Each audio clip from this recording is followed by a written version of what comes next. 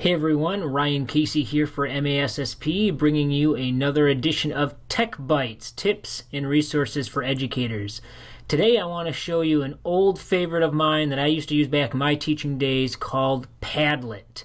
And so right now I'm over at Padlet.com, and this is a free resource that you can use. It has a lot of basic features. You can upgrade to a premium account, of course, for a monthly or yearly fee, but the basics work pretty well. And basically it's an online collaboration space, or a bulletin board, if you will, where you can collaborate with other teachers, your PLC, or of course students, and they can respond to different questions. And there's a lot of different ways they can respond. There's a lot of creative ways that you can use Padlets to either collect responses or to build out a lesson or a meeting. So I'm going to dive right in right now and show you how this works. So again, I signed up for my free account. I just logged in with my Google credentials, and I am ready to make a Padlet right up here at the top. So I'm going to click on Make Padlet. And there's a couple of different types that you can make. And just to walk you through, they kind of show you an example of each, but there are different types of ways that you can add content, responses, files, images, video clips, whatever it is. Just depending on how you want it displayed. So as a wall, brick by brick, do you want it to be more of a free-flowing canvas where people can place them in any spot on the page or on the board? A stream, like what you would scroll through on social media. There are grids, shelves, where you can actually stack them based on different categories or channels across. There's a back channel for messaging. A map where others can actually place items on a picture or a map, and then a timeline as well. So for this specific example, I'm going to use Canvas, so the learner has control as to where they want to place their item. It's going to set up my Padlet here. Right off the bat, I can give this a name and a description.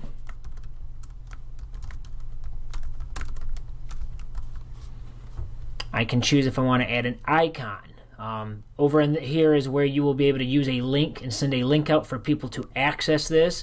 It's really cool because you can choose different wallpapers, whether you want just a solid color or a gradient, different textures and patterns. So I mentioned this is kind of like a bulletin board, if you will. What fonts or color schemes. And then there's a bunch of different settings down here, depending on if this is for students or other adults, whether or not you want to allow people to have reactions, to upvote, star, like different posts made by people. If you want to require moderation, so you can approve these before they get posted if you're curious or you want to see and make sure they're appropriate. You can have it automatically filter profanity with emojis, I guess, in place of those words. So those are some different settings you can play with. Otherwise, you hit next and you are ready to go. So I'll close out of that. And so basically how this works now is you could post a question up top here. You as the teacher or the leader of the board can add some sort of item here or wherever you want it to go. You can move it around and drag it on the board. So you can post a question.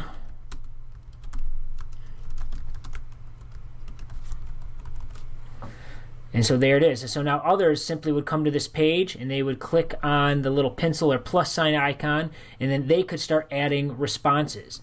So something to point out, as you saw, is in this canvas style, I can drag this wherever I want. Some of those other types, the stream or the brick pattern, these would be more aligned.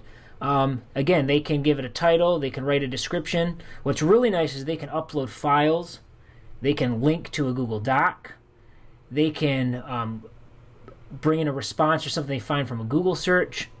Again, take a picture, and additional types as well. So depending on what platform you're on, depending on what browser you're using, there are some additional items like recording a video response, a voice response, your screen, those types of things as well. So there's a lot of different ways.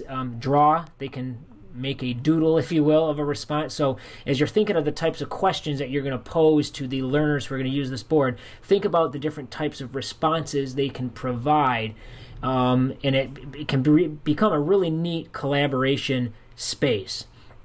Again, when you are done, you're ready to share this out and collecting responses, you can go up to share, and you can, again, get a link, post it on Twitter, you can share on Google Classroom for the classroom folks, you can get a QR code, you can embed this into a Google slide or a website that you're using, like a Weebly. So a lot of different ways you can provide access. One thing I did want to show you that's pretty cool, if I go back into my settings here, so kind of where we started, I'm going to go to my wallpaper and I'm going to add my own. So what's really cool here is I could draw out some sort of schematic here or graphic organizer. If you Google Padlet backgrounds, you will see a bunch of graphic organizers that you can select. So I have a couple that I saved to my desktop. So for example, I could upload a Frere square, Frere model. I could do a KWL. I could upload a Venn diagram if I want to compare and contrast. So again, thinking about what you're asking them to demonstrate or to check in with on their understanding, you can do that. So I'll do this one. Let's wait for this to upload. So you can have this kind of fill up the whole space, or you can tile it. I'll hit save and close, and so this one might have been a touch too big, but now a student can go through and they can add in and drag to the different spots, you know, their answers. So again, you can use this Padlet as one Padlet board for your entire class to respond to. If you're worried about that getting too busy, remember, students can sign up for this with a free account as well, and then they can make their own Padlet board. If you wanted them to do, like, each student do their own Frere square model here, they could do that and then share the link with you, the teacher. You could assess that. So a lot of different ways you can use that, which is really, really cool. So again, that is Padlet.com, an old classic on doing some quick formative assessments with your students and to get them to collaborate with one another. Great example to use with remote or online learning.